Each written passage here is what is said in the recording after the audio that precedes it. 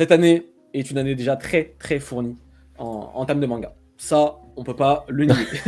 On peut pas le nier. Pour l'instant, ça va. Cette année, on est overbooké. Et là, franchement, ce qu'on va faire ce soir, c'est des réclamations de rois. Tu vois, les petits rois mais qui C'est vraiment du chipotage en vrai. On est affreux. Il y a toujours des combats à mener, les gars. En faisant la liste, je me suis rendu compte, merde. Il y en a beaucoup qui ont sauté là cette année quand même. Je me dis ça serait bien, ça serait... Ah non mais ça arrive en fait. C'est exactement ce que dit Théo Dorina dans le chat. Cette émission c'est pour de l'année 2022. Voilà, vous êtes pas pressés. En fait c'est un bingo les gars. C'est pas un bingo, c'est la liste au Père Noël monsieur.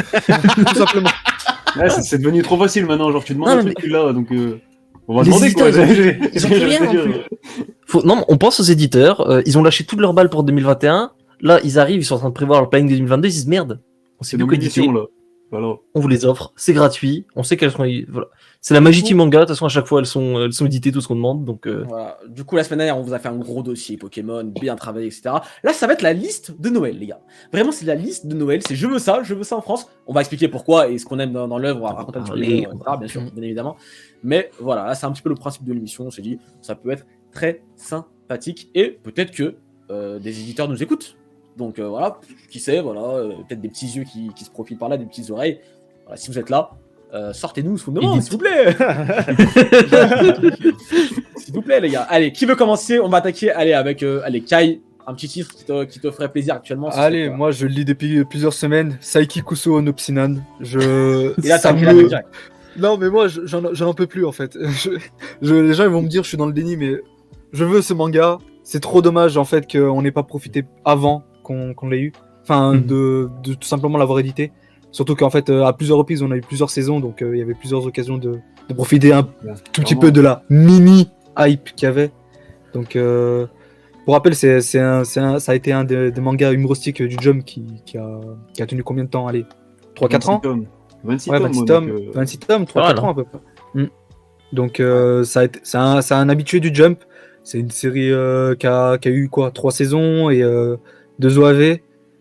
2 OAV et une ultime saison finale qui saute quasiment des chapitres du manga pour adapter l'arc final. Et voilà, c'est assez dommage qu'on n'ait pas ce manga en France. Mais après, je peux comprendre le manga type humoristique, c'est pas le truc qui c'est buzz pas un grand public quoi. Est-ce qu'il y a un petit peu il y a un plot, il y a un fil rouge quand même, ou c'est juste vraiment des petites histoires? Le fil rouge, comment dire, c'est assez compliqué ça avec Ikuso parce que en fait le fil rouge c'est je sais pas comment, c'est très difficile à expliquer en fait. Parce qu'en fait tu dois introduire, enfin spoiler un peu l'arrivée de certains personnages et c'est un peu dommage genre parce que si c'est du spoil, ils ont tous une c'est compliqué à expliquer qui leur est propre et tout, genre c'est. Mais en fait, plus t'avances, plus tu vas comprendre en fait où le personnage, enfin, où comment le personnage doit évoluer et comment où ça doit en venir en fait. Et pourquoi moi qui suis pas par exemple Saiki Kuso, pourquoi celui-là plutôt qu'un autre en termes d'humour? C'est quoi qui est différent? Parce que cet humour n'est pas focus sur le Japon. Déjà, c'est un humour qui parle quasiment à tout le monde. Enfin, à tout le monde. T'as pas besoin d'être japonais, t'as pas besoin d'être américain pour comprendre l'humour de Saiki Kuso, ça parle quasiment à tout le monde. Et ça fonctionne. C'est totalement décalé, c'est con, ça fonctionne. Et surtout, ça se joue bien en fait des personnages qui sont autour et en fonction du personnage principal qui a littéralement tous les pouvoirs du monde, mais qui est entouré d'imbéciles. Notamment Nendo, le GOAT. Qui en fait, le frère. Tant que ce personnage est dans le chapitre, tu ne peux pas savoir ce qui va se passer en fait. Et c'est ça qui est génial. Ok. Donc voilà, Saiki Kuso. Ceux dans le chat, vous êtes aussi un petit peu chaud sur le truc. C'est vrai que c'est quand même un truc assez connu. Il y avait l'anime sur Netflix, etc. Bitel ou Otakul, vous êtes aussi. Je sais que vous êtes. Enfin, Otakul, dans le cas, je sais que t'es fan. Bitel, je sais que tu regardes. Moi, j'ai regardé de ouf Saiki Kuso quand c'est sorti. Je suivais pas le manga pour le coup, je me suis vraiment uniquement axé sur l'animé que je trouve c'est bête mais plus adapté pour un style humoristique en vrai de vrai. Même si je viens de vous recommander Grand Blue, mais pour moi une comédie c'est plus parlant on va dire sur de l'animé que sur du manga. Après ce n'est que c'est ce que j'allais dire, genre c'est que moi j'ai pas lu le manga mais j'ai des réserves sur le manga, c'est que en fait, l'adaptation, c'est JC Staff pour le coup, c'est aussi ceux qui font la voix du tablier. Mais là, pour le coup, il y a un vrai travail de mise en scène, il y avait un vrai travail avec les comédiens, les seiyuu qui font un boulot incroyable, genre sur chacun des persos, ils mettent leur vie. Il y a un gros décalage aussi avec la bande-son, juste pour une vanne, t'as un OST qui s'accélère, qui devient super fort. Après, dès qu'il y a la chute de la vanne, l'OST s'arrête, il y a un vrai travail sur ça aussi. Donc tout ce travail-là, on va le perdre en lisant le manga en fait. Il n'est pas dans le manga, donc est-ce que ça rend bien? Je sais pas en fait, je ne saurais pas vous dire. Donc en vrai, je suis curieux, donc c'est pour ça que je l'attends en France finalement. Ok, bon, voilà, Saiki Kuso. Parce qu'il n'y a même pas de team, il y a même pas de team qui s'est occupé de la traduction de Saiki Kuso. Même que ce soit en français ou en anglais. Hein. Ça, c'est triste. Ah ouais, même en anglais? Ouais. Ah ouais? Putain. En anglais, c'est galère à trouver. Hein. C'est chaud. Bon, en tout cas, Saiki Kuso, petit tiret, on le met dans la liste. Voilà les éditeurs. Voilà, vous le prenez pas, vous faites ce que vous voulez, mais on vous dit qu'on attend quand même Saiki Kuso en France. Pour l'instant, on va rester que sur les nouveautés, voir les trucs qui sont jamais sortis en France pour l'instant.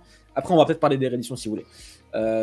Alex Zella, toi, est-ce que t'as un petit truc que t'aimerais voir arriver J'en ai pas mal, j'ai des petits combats, mais il y en a un quand même que j'ai un peu de mal à comprendre en fait pourquoi on l'a pas encore. C'est Yofukashi no Uta. Donc, Yofukashi no Uta, je vous en ai déjà parlé pas mal de fois. C'est en gros l'histoire d'un gamin insomniaque, un peu, bon voilà, c'est sa vie, il se fait chier. Et un jour, il se balade en ville, la nuit. C'est son délire, lui c'est ça. Il aime bien vivre la nuit, comme ça, se balader dehors. Et il croise une meuf. Alors problème, sauf que la meuf elle vole en fait. Donc déjà, tu sens qu'il y a un souci technique tout de suite. En fait, c'est une vampire. C'est une vampire et du coup, il va pas tomber amoureux ou quoi. Même si ça vient un peu après par la suite, il y a une histoire de romance qui se met en place. C'est qu'en gros le truc, il se dit putain mais c'est trop cool d'être un vampire en fait. Tu vis la nuit, tu voles, personne te casse les couilles, c'est trop cool. Et du coup il se dit bon bah vas-y moi je veux devenir un vampire, on fait comment? Et problème, en gros pour devenir un vampire faut qu'il tombe amoureux d'elle. Et la vampire qui s'appelle Nazuna, bah en fait elle est ultra timide à moitié. Elle passe son temps à ouvrir sa gueule, elle fait à moitié l'ancienne tout, sauf que dès qu'on parle d'amour, elle devient toute rouge. Elle se casse, enfin, il y a toute une dynamique comme ça qui est marrante entre les deux personnages. Et surtout, je trouve en fait l'ambiance urbaine, la manière de traiter les problèmes du gamin, de la vampire et tout, c'est super fin, c'est bien pensé, c'est drôle et en même temps, t'as une vraie écriture de personnage, t'as une vraie romance qui se met en place sur le très très long terme. En même temps, il y a d'autres romances en parallèle avec leurs amis, leurs machins. Et vraiment, pour moi, c'est clairement, ça de mes coups de cœur c'est sorti en 2018, donc 2018, mais de 2019, de 2020. Le manga perd pas en qualité, il y a que 6 tomes pour l'instant. Ils ont fait des partenariats avec des groupes de musique. Vraiment, les mecs ont mis les moyens dedans. Et surtout que c'est un auteur qui a déjà un peu reconnu, c'est Kotoyama, c'est celui qui avait fait Dagashi Kashi. Je pense que vous en souvenez peut-être. C'était l'animé, en tout cas, c'est un manga à la base, mais c'est surtout l'animé. Sur les bonbons là. Sur les bonbons, c'est ça. Sur un peu les bonbons, c'est dans une boutique de friandises un peu traditionnelle japonaise et où tu apprends pas mal de trucs dessus. Et ça avait plutôt bien marché. Et il est revenu avec Yofukashi no Uta. Et pour l'instant, ça arrive pas en France. Ça me désole un peu parce que le truc a un potentiel de fou. Je suis sûr que ça marchera en France, un truc comme ça. C'est du slice of life, du comique, un peu d'action, un peu de romance. Il y a tout, ça coche vraiment toutes les cases. Et pitié quoi. Édité Yofukashi no Uta, c'est trop beau en plus. Les dessins sont géniaux. Les couves sont incroyables. C'est très beau. Ah, mais les couves sont stratosphériques. Les couves sont monstrueuses. Tu mets ce que tu mets sur Orient, il y a trop moyen de faire des effets complètement broken. Ouais. Ça peut être dingue, hein. Ça peut être dingue. Et si vous êtes un peu curieux, tapez le clip donc de Yofukashi. Vous cherchez le clip de Yofukashi no Uta. À la base, c'est une chanson. Et en gros, c'est le titre d'une chanson d'un groupe qui est génial, Creepy Nuts. Et en gros, ils ont fait une partenariat avec la chanson, avec le groupe du titre, où ils ont fait comme ça. Ils ont animé toute une partie du manga et tout en clip. C'est trop lourd, donc voilà. Bon, ça va arriver. En vrai, je pense que ça arrivera. Tu vois. Ça, c'est je pense que ça. Ouais, mais il n'y a pas eu d'Akashi Kashi en fait. Moi, c'est ça qui m'inquiète. Tu vois ce que je veux dire? Il n'y a pas eu d'Akashi Kashi. Et là, ça fait 6-7 tomes. Ça fait quelques années maintenant. Ouais, bon, on verra. Mais oui, bien sûr. Donc, Yofukashi no Après, Uta, on le met dans la liste. J'espère. Bien sûr, on espère. Moi, je vais parler d'un combat qui est perdu d'avance, les gars.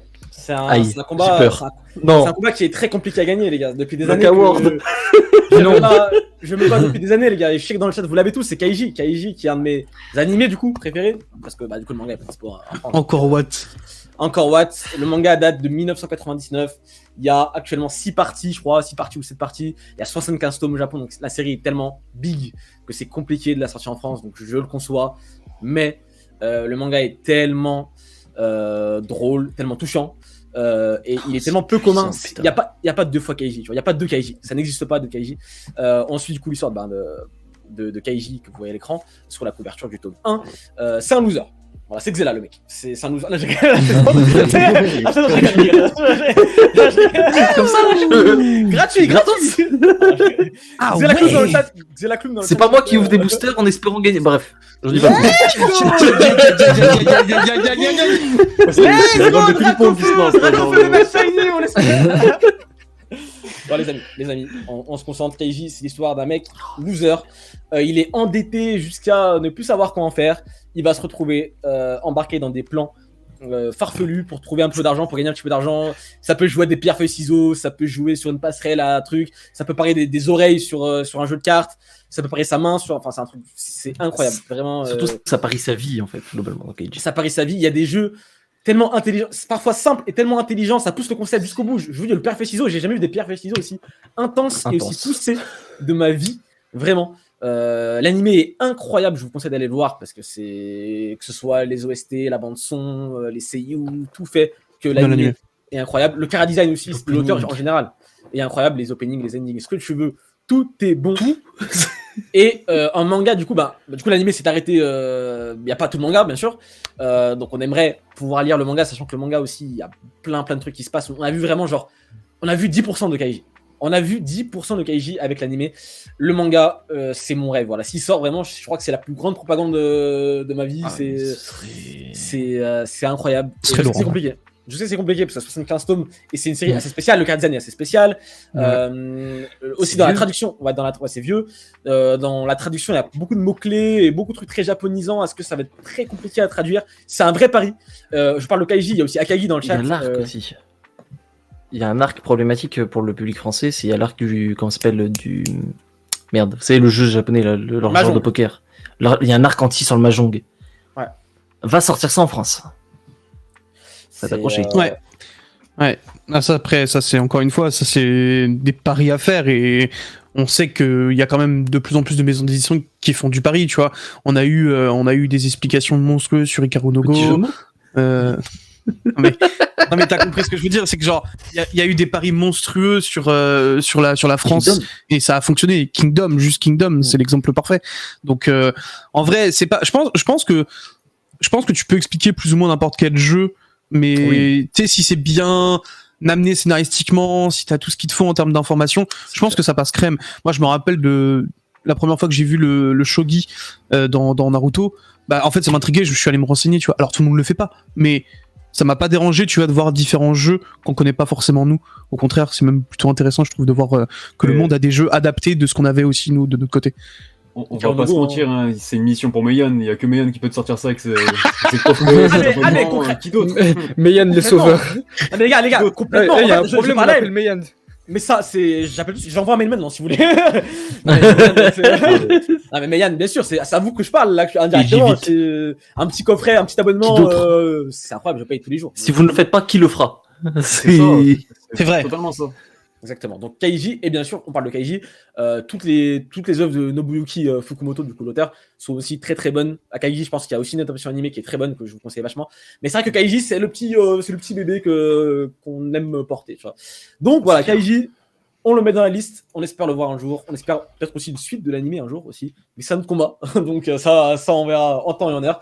Allez, Bitel, est-ce que t'as un petit manga, toi, qui est Ouais, il y en a un, c'est un manga, en gros, de karaté qui va faire penser un petit peu à Hajime no Ippo, c'est Karate Shu Kushiko Inata Minoru, excusez-moi, c'est archi long, c'est insupportable à prononcer. C'est imprononçable, mais c'est un animé que j'ai dévoré, mais d'une puissance, j'ai adoré tout ce que tu as dedans, en fait, c'est incroyable. Déjà, tu découvres les valeurs du karaté, et moi qui a fait des arts martiaux, pour moi c'était un must à lire vraiment.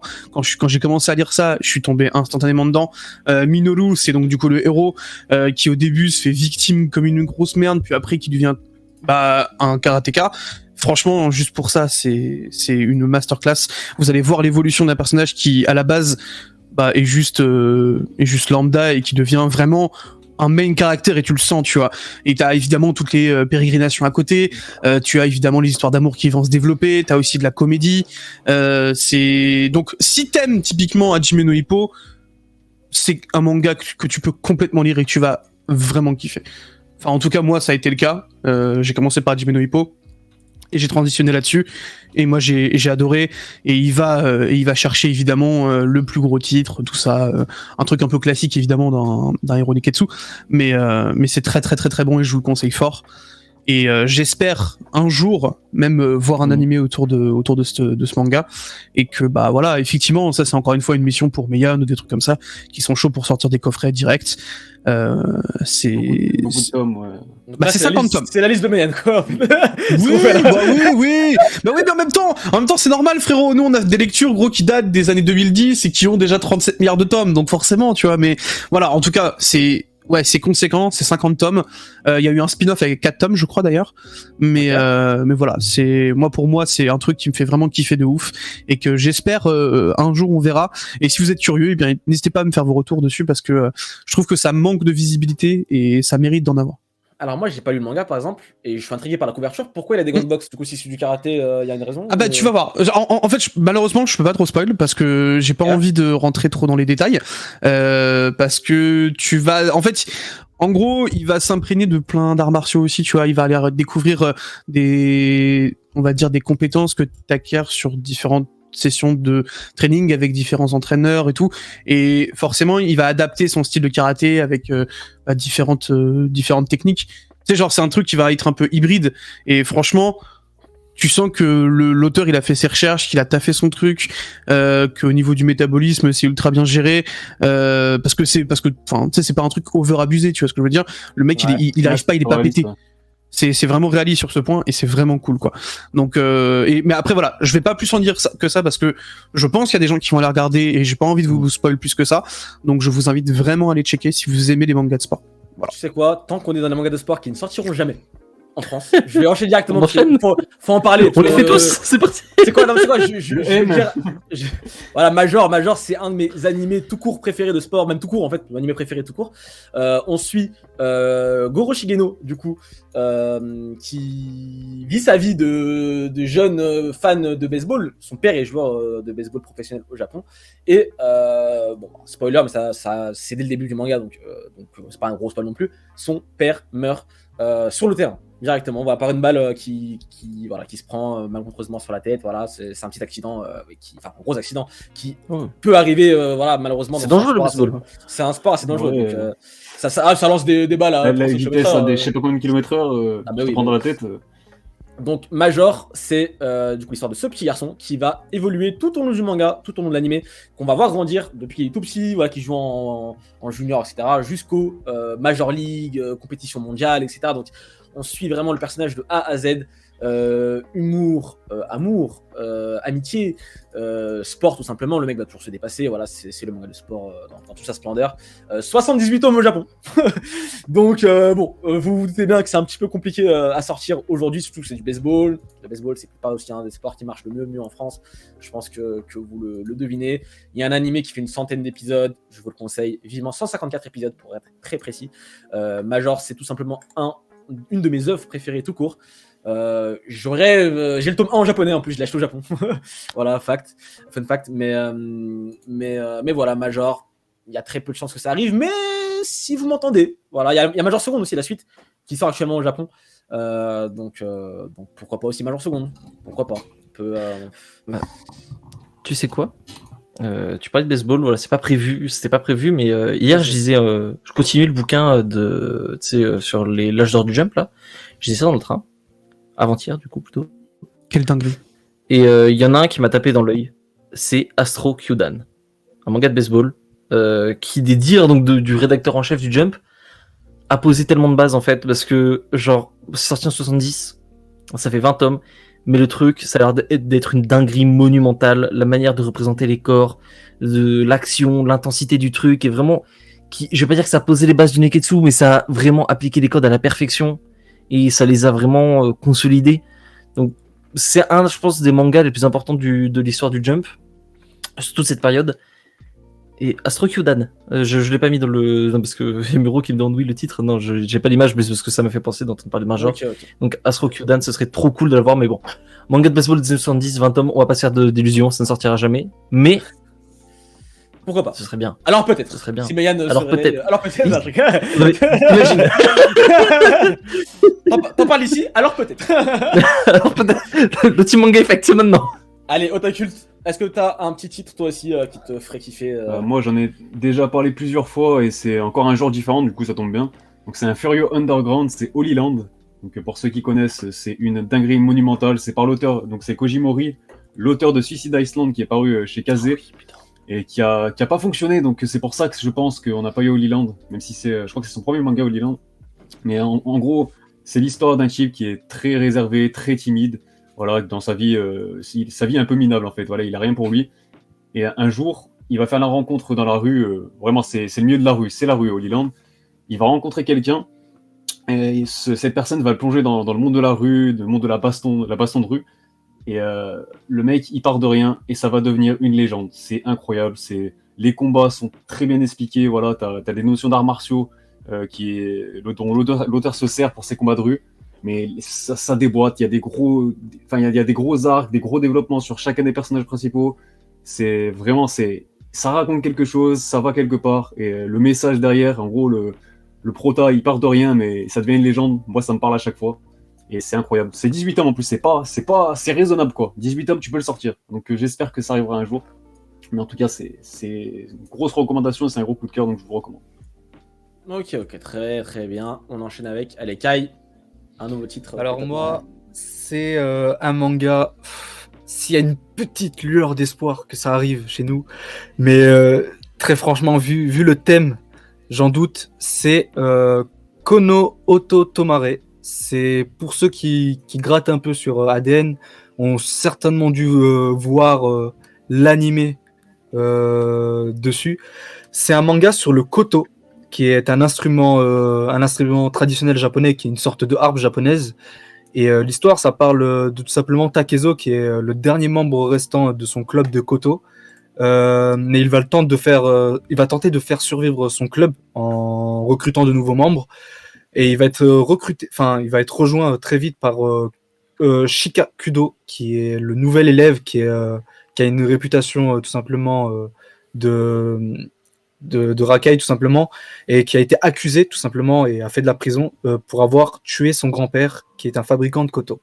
Et c'est extrêmement intéressant comme manga. Ça joue énormément sur le relationnel et on va le voir en fait petit à petit au fur et à mesure que les personnages vont rejoindre le club de koto. Et il faut savoir que le koto c'est un instrument qui est assez noble et qui au niveau du son, en fait ça s'entend et ça se joue à plusieurs. Et la façon dont les personnages vont jouer, la façon dont ils vont aller vite, dès qu'il y aura un ton qui va être trop rapide ou trop lent, ça va faire directement écho à leur évolution, à comment ils ont évolué d'un point de vue personnel ou tout simplement au niveau de leur maîtrise du koto. Et c'est très très bien géré. Et même si c'est un manga de musique,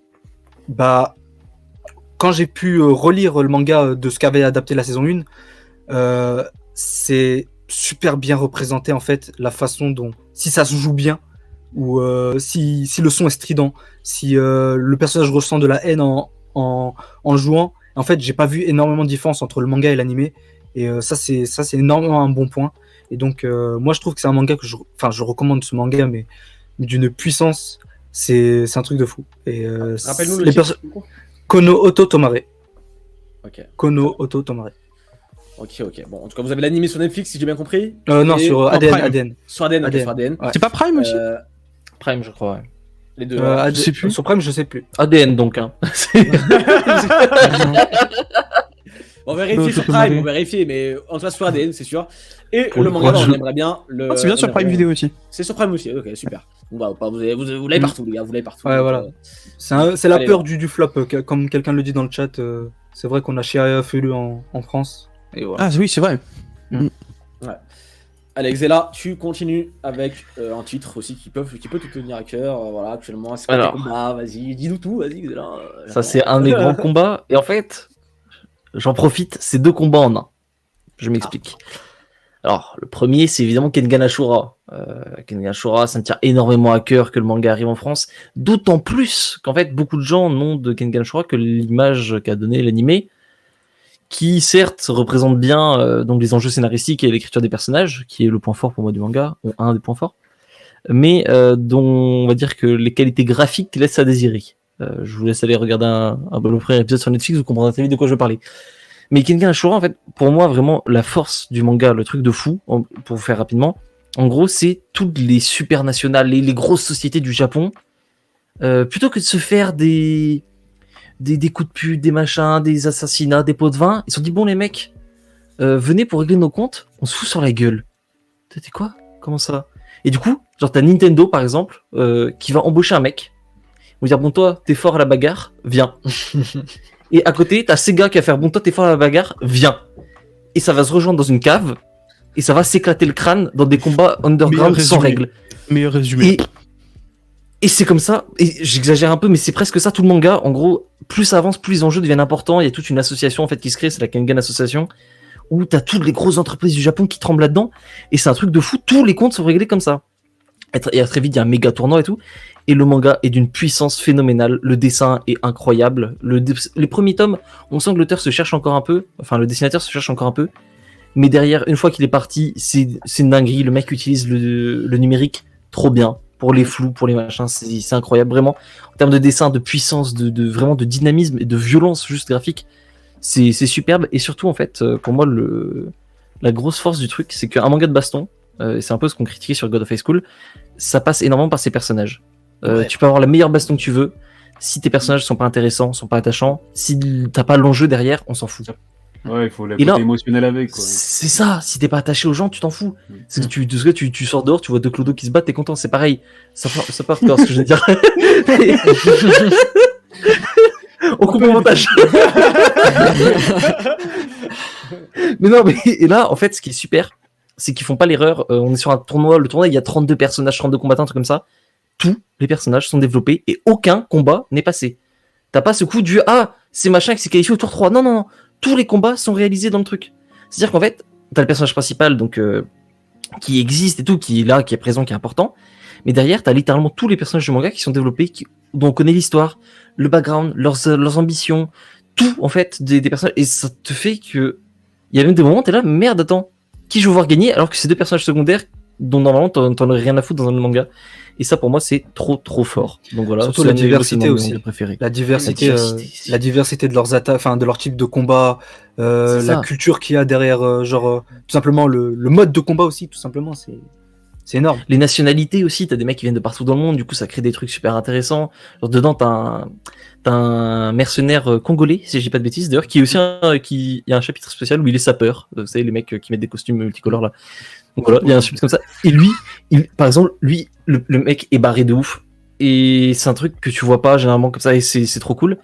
Et du coup, là, le petit parallèle que je vais faire, c'est par rapport à l'autre manga, c'est Dumbbell. Ivy Dumbbellu, qui a eu un animé incroyable, c'était trop bien. Dumbbell, et mec. Beaucoup de gens ne savent pas que Dumbbell, en fait, c'est dans l'univers de Kengan Ashura. C'est le même auteur, en fait, c'est le même scénariste que Kengan Ashura. Et les deux, en fait, Dumbbell et Kengan Ashura sont dans le même. T'as des personnages qui reviennent dans les deux. T'as tout un délire comme ça. C'est-à-dire qu'en gros, d'un côté, t'as un manga avec des petites filles, des petites filles, j'exagère, des lycéennes, machin, des gamines qui font de la muscu. Et de l'autre, t'as des mecs de 200 kilos qui se pètent des grosses patates, en fait. Et c'est le même manga, en fait, c'est le même univers et c'est trop cool. Les deux mangas sont trop bien. Mais mettez l'entraîneur, je vous en supplie. Non mais faites back l'entraîneur, faites un crossover, vraiment.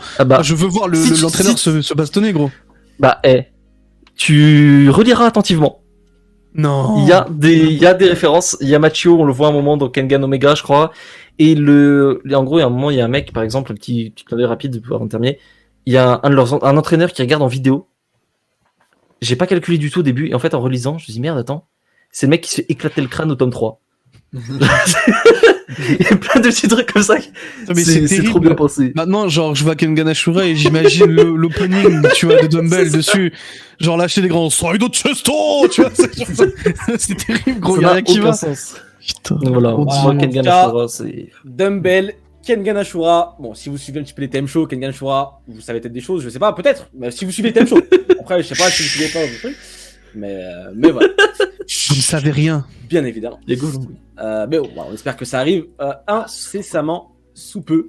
D'ailleurs, Je- petit truc, est-ce que ce Oh serait là pas là, intéressant Non, mais N'importe est-ce que c'est pas intéressant de parler un peu de pourquoi est-ce que parfois les mangas ne sont pas édités? Tu vois? Ah ouais, c'est vrai qu'on peut le dire rapidement. Ça peut- Ouais, c'est vrai qu'on aurait dû peut-être même commencer pour ça. C'est vrai. Je pense que ça Pour le peut, parce que pareil, il y a certains Euh, trucs, typiquement Keiji, Keiji, on a un peu expliqué les raisons. Tu vois, genre Kengan, c'est à cause du beat de Baki, par exemple. Tu vois? Beaucoup de gens qui pensent que Baki n'est pas édité en France, Baki a été édité en France. Oui. Baki n'a pas du tout marché en France aussi. Donc, Ça aide pas. Ouais. Les raisons pour lesquelles un manga généralement ne sort pas en France, malgré la demande sur Twitter, et Twitter malheureusement c'est pas la vraie vie. Donc des fois, quand on croit que sur Twitter on va acheter, Twitter c'est pas la vie. Et malheureusement, ça ne marche pas comme ça. Alors des fois, un manga ne sort pas parce que tout simplement le style du manga, que ce soit graphique, que ce soit dans ce que ça raconte, dans ce que c'est, etc., dans l'univers où ça se passe, il y a peut-être eu des mangas dans le même style qu'ils ont bidé. Donc quand tu regardes que ce manga l'a bidé, est-ce que tu as envie de sortir celui-là au risque que... Voilà, je pense qu'on parle d'entreprise aussi. Hein. Derrière, il y a des enjeux. Ouais, c'est ça. Voilà, donc fan de ce que tu il veux. y a des etc. objectifs économiques. Les mecs sont là pour faire pour la grosse majorité en tout cas, sont là pour faire de l'argent avant de sortir des mangas. Ils doivent Enfin, avant de rentabiliser mettre- leur licence surtout, c'est ça le truc. C'est ça. Ils Oh, achètent, c'était mais derrière, incroyable. ils doivent vendre tant de tomes pour rentabiliser la licence qu'ils ont achetée, quoi. La licence, Surtout que faut payer les mecs qui travaillent. Enfin, c'est ça, c'est tout un bordel. Et surtout qu'après, derrière, tu te retrouves avec potentiellement des mangas sur les bras.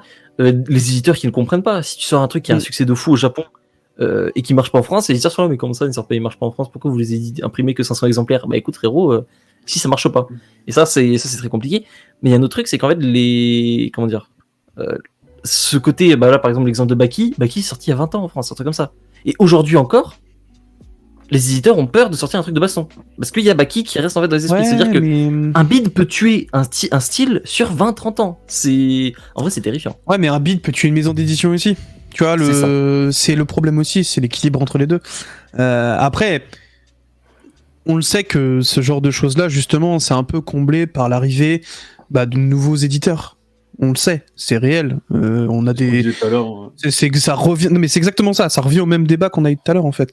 Donc, en fait, le truc, c'est genre le seul truc qu'il y a à faire quand un éditeur décide de prendre des risques, c'est que même si toi t'aimes pas spécialement le truc, achète le manga et t'aides le truc en fait. Si t'as envie que ça progresse, au bout d'un moment t'es un peu obligé de mettre la main à la pâte aussi toi, en tant que consommateur, tu vois. Mais on peut pas demander aux gens d'aller forcément acheter un truc qu'ils n'aiment pas. Non mais tu vois ce que je veux dire. Non mais tu vois c'est ça c'est ça en fait la nuance aussi à avoir, tu vois. C'est ultra compliqué d'arriver sur un marché où un truc est déjà tué entre guillemets dans l'œuf quoi. En fait, on a un problème en France. Tout à l'heure, par exemple, on parlait du Toporicon au Japon cette semaine, et on disait la diversité du truc, c'est incroyable. Tu vois, genre, t'as un Yotsuba, après t'as un Jujutsu Kaisen, et tu vois, t'as des trucs qui sont totalement opposés et qui se vendent pour le coup tous très bien. En France, tu regardes les top ventes, c'est Naruto, c'est One Piece, c'est Fairy Tail, Neketsu, Action. c'est les gros Neketsu, voilà, tu vois. Ouais. Et pire que les gros Neketsu, c'est les mêmes titres tout le temps, tu vois, c'est souvent les mêmes, mangas. Il y a 10 ans que Naruto trace les classements. Voilà, et du coup, c'est vrai que on a, encore une fois, en France, on a quand même de la chance, tu vois. Même si les choses se vendent pas ultra bien, ça sort quand même, tu vois. Parce qu'il y a quand même des petites, il y a des petites bases quand même de fans qui font le taf. Donc c'est une bonne nouvelle. Mais il faut aussi prendre ça en compte qu'en France, on est très centralisé sur le Neketsu Shonen. Mais justement, paradoxalement, c'est aussi grâce à ces Neketsu qui marchent super bien. On a aussi les petits trucs un peu plus, comme les Oshi et tout, des trucs un peu plus réservés à un public plus restreint, on va dire. Et sans ces mangas-là, on les aurait pas non plus. Donc c'est un cercle finalement paradoxal et. C'est pas si vicieux que ça au final. C'est pas si mauvais. Mais après, c'est encore une fois traiter de façon du manga en France. C'est ultra compliqué. On est un territoire qui est tellement disparate. Qui est justement très homogène sur le style qu'il aime en fait. Donc c'est un vrai truc. Mais en même temps, vu que le manga progresse et aussi que les premières générations qui ont acheté de ouf les mangas, je parle de nous en fait, c'est nous littéralement, la première vraie génération à consommer du manga à grande échelle en France, c'est la nôtre les gars.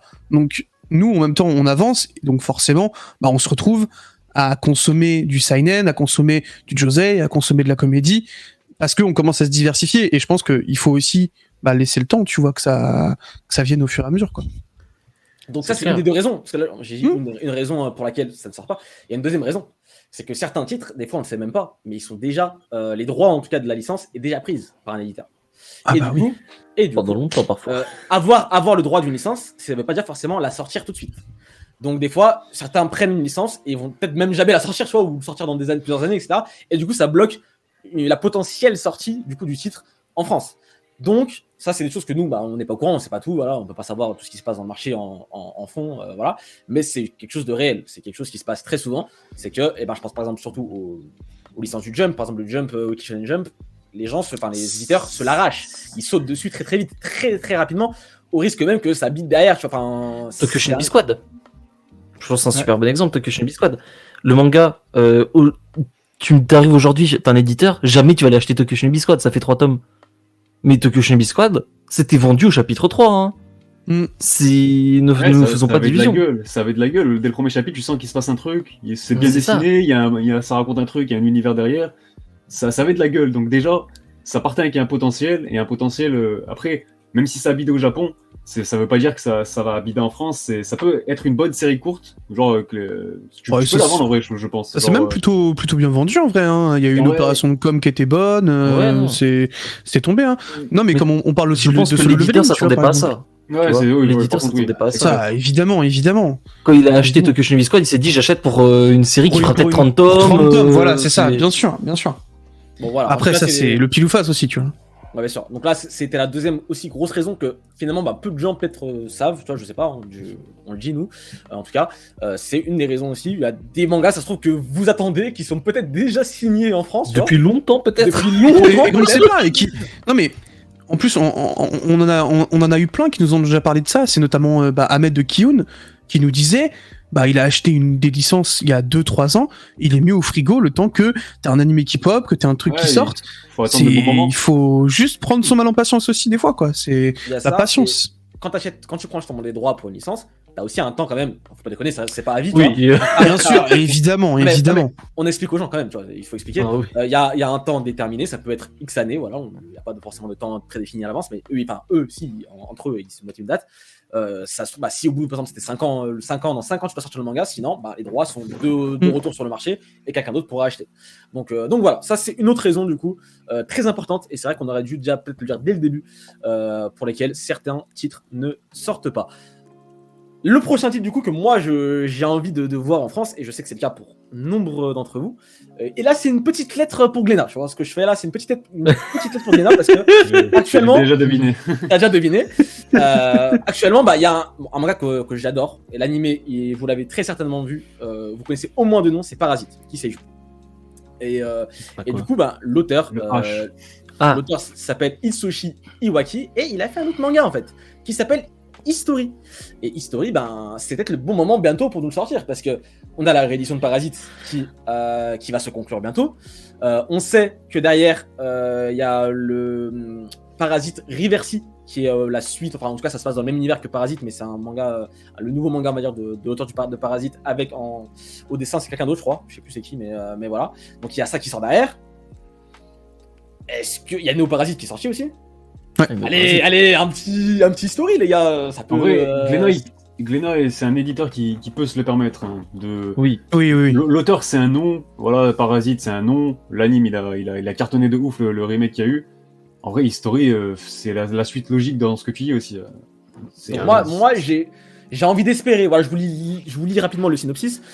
L'histoire commence en 343 avant notre ère sur la côte perse avec une rencontre entre Aristote et un jeune homme du nom Euménès, je sais pas comment ça se prononce. Euménès, originaire de Cardia. C'est à ce moment qu'il se mettra au service de Philippe de Macédoine. Donc voilà, vous avez un petit peu le contexte historique. Connu en plus. Ouais, effectivement. Vous avez le contexte historique. Ça a l'air chambé en termes de dessin. Voilà, Parasite, moi j'adore. Donc, History, ça a l'air craqué de ouf. Parce que c'est pas un peu vieux. C'est ça qui me fait peur, tu vois. Il y a que 11 tomes au Japon. Hein. Ça a une parution assez lente finalement. 11 tomes. C'est vrai que des tomes doubles, hop. C'est sorti en 2003 aussi. Hein. C'est pas non plus si vieux que ça. Ah ouais, je pensais que c'était plus. Okay, après, c'est peut-être aussi. Après, c'est aussi un problème aussi. Enfin, est-ce que. Le fait qu'il n'y ait pas trop de pauses, ça rend potentiellement aussi frileux les éditeurs, tu vois, sur ce genre de truc-là, tu vois. Il est terminé ou pas?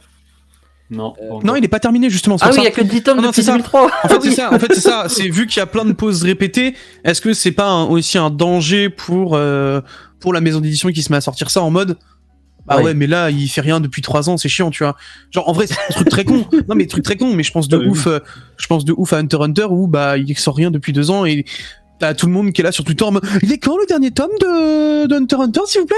Et tu leur réponds tous les jours, bah non, toujours pas, tu vois. Enfin, genre, en vrai, je pense que pour une maison d'édition, c'est affreux comme situation. Et Je pense surtout, que c'est le genre de manga que t'attends que ça termine. Et surtout, c'est un manga de type historique. On sait que c'est frileux en France à ce niveau-là. Bon, Kingdom a un petit peu fait mentir tout le monde, mais History, tu peux pas le vendre comme un Kingdom parce que même si ça traite la guerre et tout ça, tous ces thèmes-là, certes, il y a de l'action, mais c'est surtout axé politique. Genre, c'est des gros complots politiques, c'est un world building à ce niveau-là. C'est pas que de la guerre, c'est pas que de l'action en fait. Ça te raconte. Non, c'est très philosophique aussi. Hein. C'est vraiment c'est très difficile à vendre en vrai. Genre, je pense faut que l'auteur il carry le truc, mais c'est compliqué.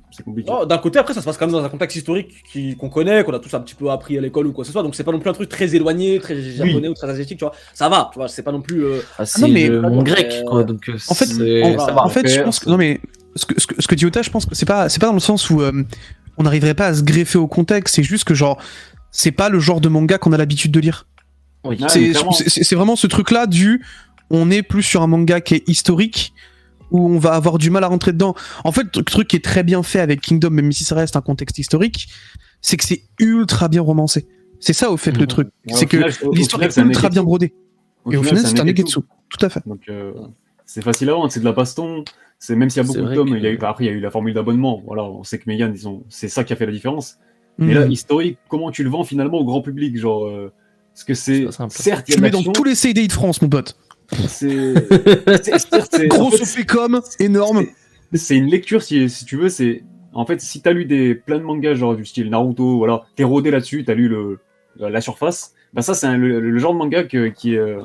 C'est la seconde zone, j'ai envie de dire, genre, pas dans le sens où c'est plus nul, mais c'est quand tu cherches à creuser un peu plus, des mangas un peu plus particuliers, voilà, où tu veux t'essayer à autre chose.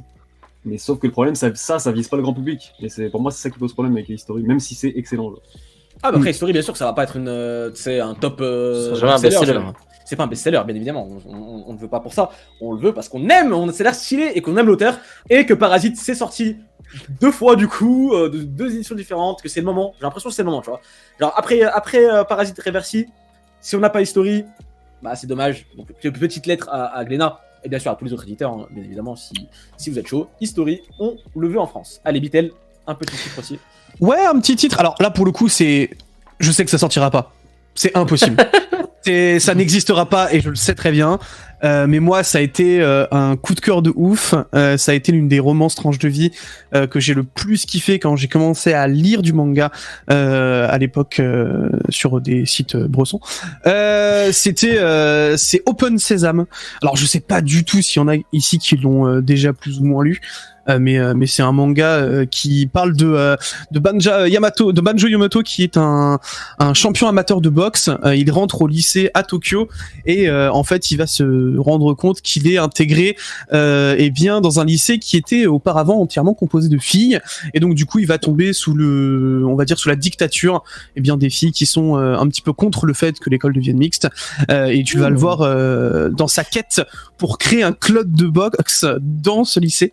Évidemment, il a besoin donc du coup de 5 personnes, chose qui va être un peu compliquée à réunir. Et puis après, tu le vois effectivement aller chercher de plus en plus de personnes et aller commencer à faire des petites romances avec une meuf qui s'appelle Mogami, mais qui en même temps semble le détester et il ne sait pas pourquoi. Donc du coup, il va tout faire pour comprendre pourquoi.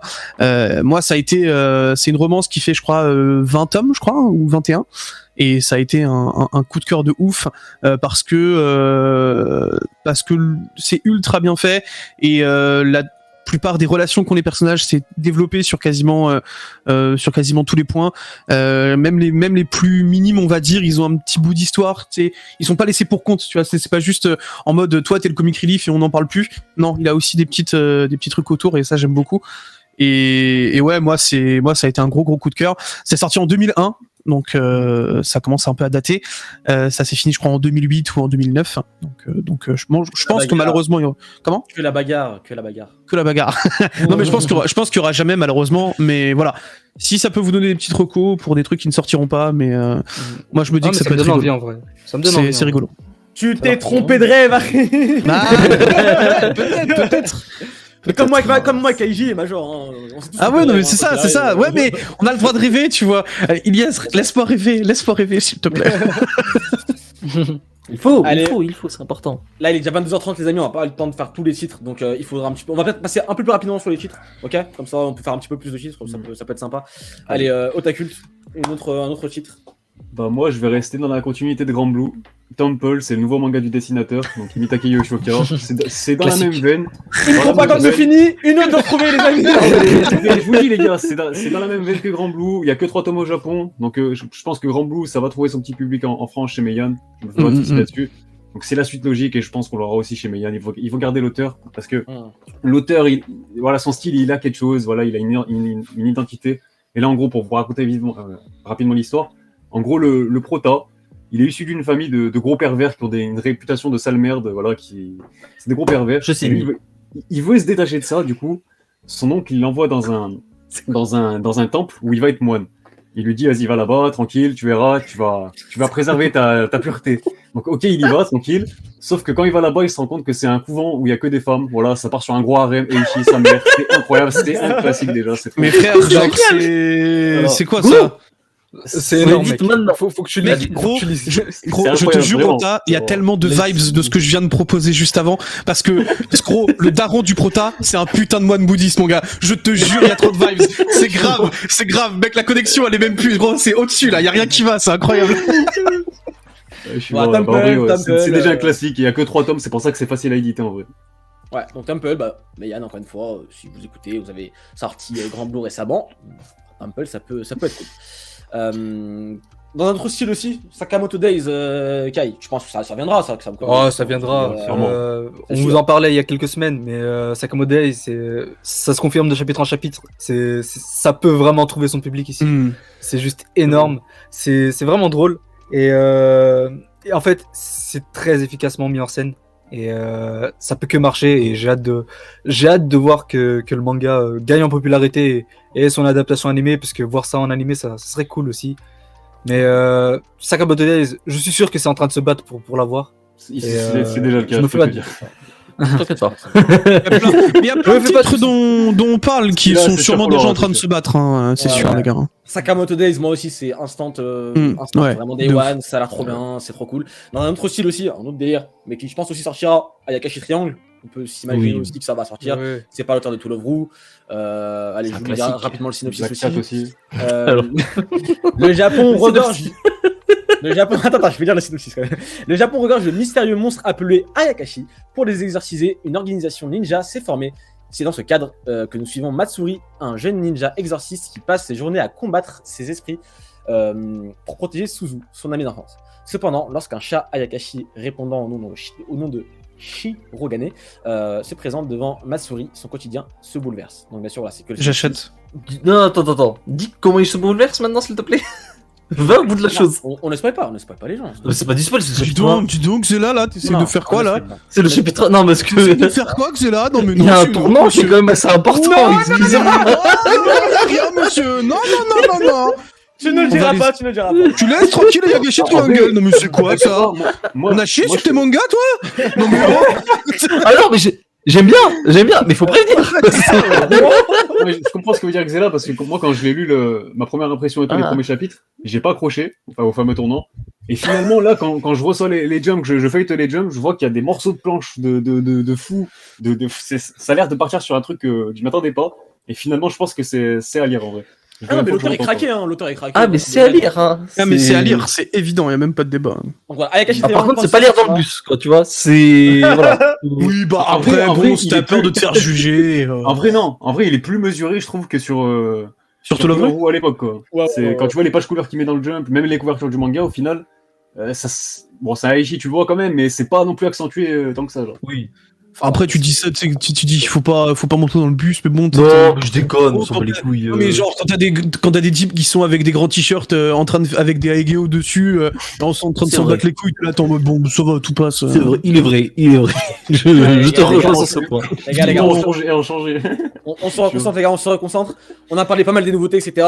Vous pouvez encore en citer, y a pas de souci. Il y a aussi des rééditions, des trucs qu'on a plus trop disponibles en France, qu'on aimerait revoir.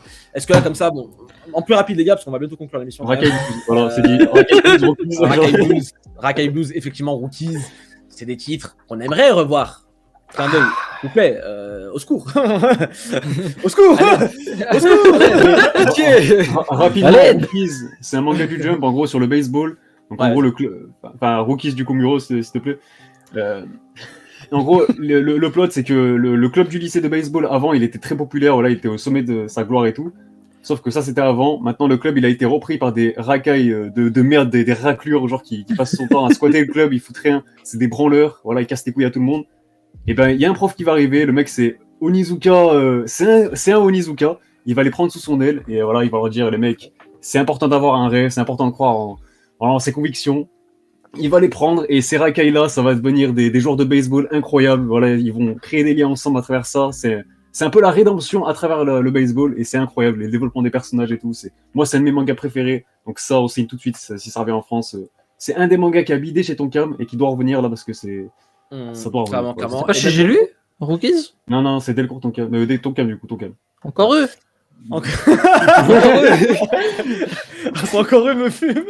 Alors bon les gars, même au-delà même de Rookies et de Rakai Blue, en fait finalement ce qu'on demande c'est le retour du Furio en fait. Concrètement c'est un peu pour faire dans la globalité c'est ce qu'on aimerait voir et ça commence petit à petit hein, mine de rien. En France là cette année on a des petits titres à droite à gauche qui commencent à popper donc ça on va prendre fortement. Est-ce qu'il y a d'autres titres allez Xela. En réédition du coup. Allez, rapide. Je sais ce que tu vas faire, vas-y. Ton cam. Ton cam. Tiens. Outre la quête de Dai, parce que ça, bon, c'est un peu leak, on sait que ça reviendra peut-être un jour, j'espère, s'il vous plaît. Sinon, je me tue. Non, bah, pour moi, vraiment, c'est la réédition de Pull Off de Masakazu Katsura, en fait, qui est toute chez Tonkam d'ailleurs, tiens. Et qui est aussi toute indisponible. C'est marrant, il y a des liens qui se créent comme ça. Donc ouais, Wingman, Z-Man, Is, Video Girl Eye, particulièrement Video Girl Eye, je pense que c'est peut-être le plus important à ramener. Ah mais on les voit pas parce que je suis coupé, ils sont juste la béto mode. Ah mais mec, moi j'ai acheté la Deluxe, j'en ai chié. Is, je cherche la Deluxe, je trouve pas. Mais c'est vraiment, c'est compliqué aujourd'hui. C'est que des œuvres qui sont très dures à se procurer, qui partent soit en fait toujours à des prix assez élevés en fait dans leurs belles éditions. Donc voilà, par pitié, Tonkam, faites quelque chose. Vous avez un catalogue exceptionnel. C'est ça, en fait, c'est l'exemple qu'on disait tout à l'heure, c'est que Tonkam, c'est l'éditeur parfait, qu'ils ont un catalogue de fou, genre qu'ils ont sorti dans les années 2000, on va dire, 90-2000, mais s'ils les ressortent aujourd'hui, ces mangas-là, ils trouvent leur public, en fait, genre Après, c'est facile à dire comme ça, bien sûr, mais en fait, il y a plus de potentiel à l'heure actuelle, parce que le marché, il a grandi, et le public aussi a grandi, donc ces mangas-là, moi, il n'y a pas de souci à les vendre, en fait, genre, en plus, la plupart, ils viennent des jeux, en plus. Les gens cherchent ça, en plus. En ce moment, il y a une popularité des mangas un peu de l'âge d'or, machin, des trucs. Ta Video Girl Eye dans ton catalogue. Non, c'est bon, on fait quelque chose un peu. Mais il a fait un feat avec Toriyama. Merde. Pourquoi? C'est son meilleur ami. Il a deux doigts de se lever, gros, ça me termine. Non, mais du coup, il va finir debout l'émission. Les gars, on revient à ce que je disais tout à l'heure, c'est que vu qu'ils ont les droits, personne ne peut les sortir. En plus, voilà. Parce que pour le coup, en plus, Katsura, c'est un petit problème. Il a le même agent que Toriyama. Et il a un peu le même genre de réputation au Japon, c'est que le mec est quasi divin. Sauf que du coup, en fait, le problème, c'est que tu peux pas négocier ce genre de licence facilement. Tu vois, demain, t'arrives, tu fais, ouais, je vais éditer Video Online en France. Tu fais, ok, tu proposes combien de millions? Alors écoute, c'est compliqué, ça marche pas comme ça. Et derrière, du coup, c'est impossible, c'est ingérable. Et à côté, les seuls mecs qui ont la licence ne veulent pas les. Ah, allez, c'est bon. On a compris. Je jure qu'il va finir l'émission de boule, c'est sûr. En faisant des coups, c'est grave. Du coup, il a failli partir. Vous savez quoi, les gars? Tant que Xela est énervé, je te laisse faire une petite liste rapide de tout ce qui te reste, mais rapide, tu t'expliques pas dans les détails. Allez, c'est parti. Comme ça, moi, tu nous laisses tranquille. Non, après, en vrai, globalement, bah, il y a Yu-Gi-Oh! Voilà, la Bunko, elle est géniale, on la veut. Medaka Box, c'est indisponible. Je crois que c'est chez Delcourt Tonkam aussi, Medaka Box. Allez, c'est bon. Non, par contre, en vrai, moi, il y a un truc que j'aimerais beaucoup voir et qui pourrait vraiment bien marcher, je pense, en France, c'est Bokutachi ga Yarimashita. C'est d'ailleurs, il paraît, un manga qui a particulièrement apprécié Isayama. Voilà, petit. C'est pas mal. Et en gros, c'est des mecs, c'est des losers un peu au lycée et tout. Et ils ont pas de thunes, c'est nul, ils se font bolosser par les mecs du collège, du lycée d'en face. Enfin, c'est de la merde. Leur vie, elle est nulle. Et sauf qu'ils ont un senpai, en fait, qui a quitté le mec, il a 22 ans, c'est pas ce qu'il voulait du lycée, c'est un loser aussi. Sauf qu'il a du fric. Et le mec décide de se venger, en fait, des gars du lycée d'en face. Ils installent plein de petits pétards un peu partout, en fait, dans le lycée des mecs, pour foutre de la merde, pour casser des fenêtres, machin, pour se venger. Dommage, ils font exploser la réserve de gaz et des mecs qui meurent. Et là, ça part en couille, en fait. Ça part en couille de ouf, parce qu'à partir de ce moment-là, les mecs sont parmi les plus recherchés du Japon. Personne ne sait vraiment qui c'est. Il y a tout un jeu comme ça qui se met en place, dans le sens que les mecs sont sous pression constamment. Il y en a un, il essaie de se barrer en Thaïlande. Les mecs sont en sueur constamment. Sauf que c'est pas une bande de potes unis, en fait. C'est des mecs qui traînent ensemble parce que tout le monde les déteste, en fait. Du coup, les mecs sont tous de sales cons. C'est tous des merdes. Mais vraiment, humainement, c'est des raclures. Et du coup, ils se font des coups de pute. Il y en a un, il se tire avec le fric. Et c'est vraiment, c'est génial comme lecture. C'est en 10 tomes. C'est pas si vieux que ça. C'est sorti en 2015, 2016, un truc comme ça. Et vraiment, c'est trop bien. T'as une putain de tension pendant tout le truc. Et ça montre vraiment genre les vices des mecs et tout. C'est génial. Moi, ça m'avait soufflé quand je l'ai lu. Donc voilà. Ok, vraiment, super. Merci Xela. Je ne te donne plus la parole jusqu'à la fin. super. Et je vais demander aux autres, s'il vous plaît, de faire plus concis que cet argument, s'il vous plaît. Ouais, Il est déjà 22h40. Il est déjà 22h40. Otakul, ta petite liste là, des trucs qui te restent, des rééditions. Bah, moi, ça va être simple. Ça va être surtout des Furios. Hein, il y a des Furios qui sont jamais sortis en France. Je pense à Out, je pense à Crows, Gang King, une réédition, ce serait cool. Namba MG5. Voilà, je vais pas faire le listing complet des Furios, mais il y en a tellement à ressortir. Bon, il y a Undead Unluck du Jump, mais je pense que ça va arriver, il n'y a pas de souci. Voilà, c'est acté. Et voilà, c'est bon, j'ai déjà fait. Après, il y a les œuvres de Tsutomu Takahashi aussi. Black Box, c'est un manga de boxe du coup, qui n'a jamais été édité. Il y a Alive, Sky High aussi à relancer. Donc, il y a de quoi faire. Mais voilà, j'ai fait concis. Maintenant, je laisse la parole à celui qui veut. Allez, Bitel, vas-y. Yes, alors moi j'aimerais beaucoup une réédition de Psyren. Comme ça vient en même temps que l'animé. Non, il y en aura pas, j'y crois pas évidemment. Mais, non, en fait, j'aimerais bien. Non, j'y crois chaque année, frère, mais ça viendra jamais. Non, Web Siren, parce que bah voilà, moi c'est un gros manga de cœur et que pour moi c'était une petite pépite du Jump qui a pris trop cher pour pas grand chose.